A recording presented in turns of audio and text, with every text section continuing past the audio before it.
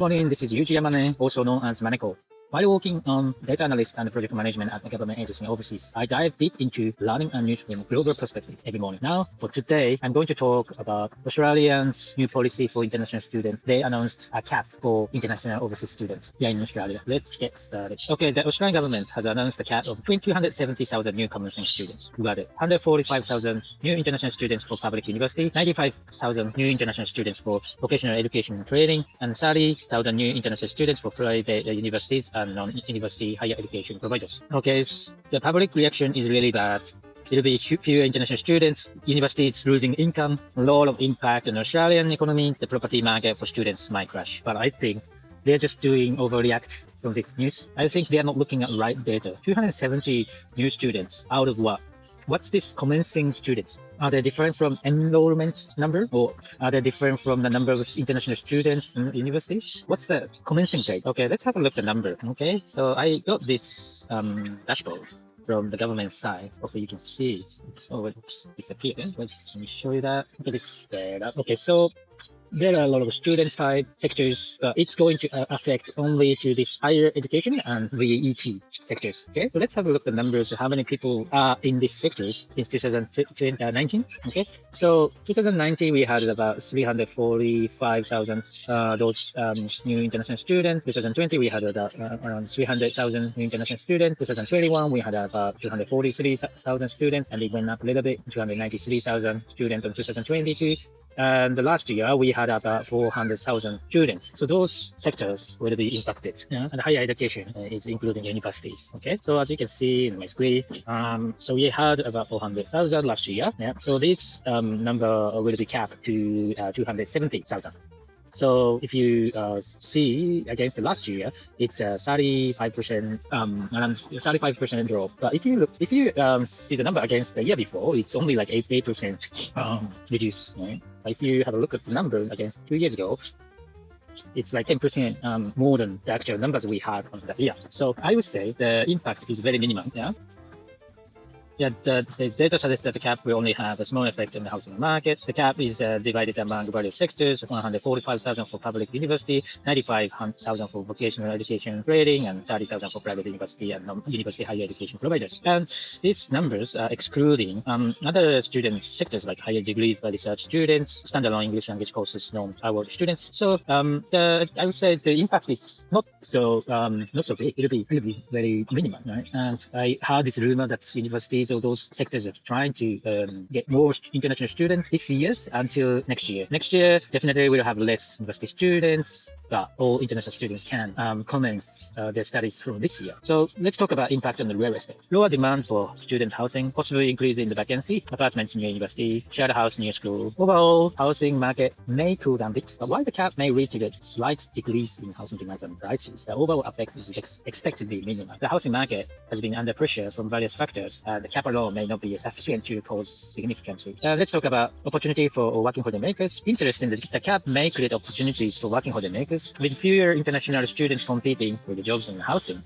these individuals may find it easier to secure employment and reduce their housing costs, thus benefiting from the situation. Okay, but there might be a trouble for student-focused property. Let's talk about it. Properties specifically targeting international students may struggle due to the reduced demands, and landlords and property managers who rely heavily on this demographic might face challenges in filling vacancies, which could lead to the finance strain. Yeah. Okay. My thought would be the government cap is an overreaction. While managing international student numbers is important, this approach could lead to a brain drain of skilled workers who might choose to study in more welcoming countries. That long-term implication for Australia's reputation as a leading education destination are concerning. Okay. So let's conclude today's topic. That policy will cool things down, but not dramatic. We all have to be flexible, and there might be opportunity to benefit from this change. I hope that the cap will lead to the slight decrease in housing pricing, making it more affordable for residents. However, I'm concerned about the impact on the international student and the potential loss of the talent. Conversely, working holidaymakers may find a new opportunity in this shifting landscape. Balancing the needs of all stakeholders will be crucial as we move forward. What do you think about this? Leave some comments. Thank you for watching. All right. Embrace setbacks and growth. When you are feeling down, it's your chance to become bigger. The Maneko, a data analyst professional with over 25 years of overseas experience, brings you the latest global trends from Sydney. Have a good day. Thank you for listening. Okay, let's do quick chit chat. Okay, currently I'm broadcasting from this park as usual. This park is called Artamon Resort. It's located in Sydney, North Shore.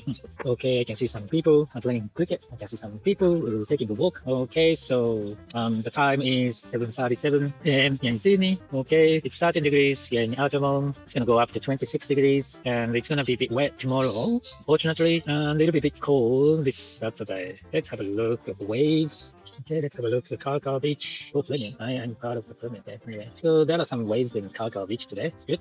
And let's have a look at forecast. It'll be pick up on Friday to 3 foot. I'm planning to go shopping with my friend this Friday morning. I can't wait for that. All right. So what's your plan for this week? Let's have a look at the market. So those American stock is a bit struggling. Gold is going up. India is stable. Japanese yen against Australia is decreasing. Bitcoin is struggling a bit. Okay. Alright, so what's your plan today? Today I'm gonna go to the office. I have to commute to the office to work from there. And I'm gonna play soccer during the lunchtime. I can't play for that. This morning I woke up early to watch a soccer match of Japan against Bahrain, but I couldn't watch it because they didn't broadcast it on the local network in Japan, so I wasn't able to watch it. So I slept in and woke up again and I watched the result. Japan since did well. Japan won 5-0, so which is good. But I'm concerning about Australia. Australia lost against Bahrain. Yesterday, Australia drew against Indonesia. Can they go to the World Cup? They're in trouble. Yeah, they should change the coach. So yesterday I went to, I took my daughter to cheerleading class so she can do like this. I was kind of pushing her to do 5 times, but she couldn't do that. But that's okay. She's trying her best. I want to talk about the Apple event. Have you watched the Apple event yesterday? Yeah, it's great, isn't it? Apple always release good products. And yesterday they announced iPhone 16, Apple Watch Series 10, and Ultra 2. And they announced the 3 types of the AirPods, which is AirPods Pro and AirPods Pro 2 and the AirPods Max. I want to get them all. I want to get the latest iPhone Pro Max 10 and iPhone Pro Max, and I also want to get the Apple Watch Ultra 2, and also I want to get the AirPods Pro 2 as well, but I can't afford it. I can't afford that. I need to have around $5,000 to purchase them all. Yesterday I spent some time to research how to get iPhone with the cheapest price, and I found a way, which is to get iPhone in Japan tax-free. It's possible. I'm paying a visit to Japan early next year, so I might try that. How did I research that? I used this Perplexity. I started this subscription. I already paid $20 yesterday. Right, so what's the difference? Below true? Hold on. Yeah, so I asked, is it true to get iPhone 16 Pro Max in Japan duty-free?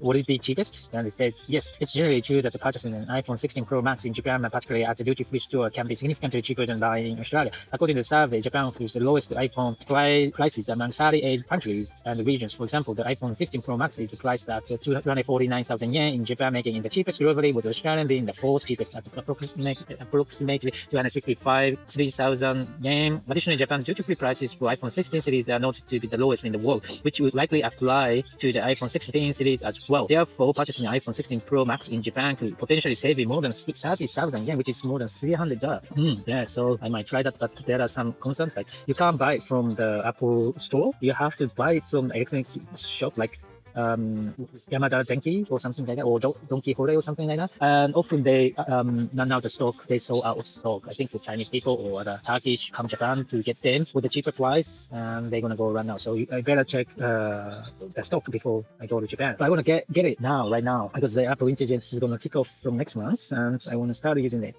If I get an iPhone 16, why don't I get it right now? If I can't get the iPhone 16, I probably get iPhone 15 or 14. There's not much difference. There's a new button on the top of the side of the iPhone, which is good for you to take photos. But do you really use it much? Not sure about that. But yeah, I think you need a Pro if you want to film a movie, or if you want to work with the videos and stuff like that. But probably don't need it. But if I spend like more than $1,500 for iPhone, yeah, I want to go for the latest one as well. So I'm still thinking about it. Let's see how it goes. Okay. All right. That's pretty much for today. Thank you for listening. See you next time.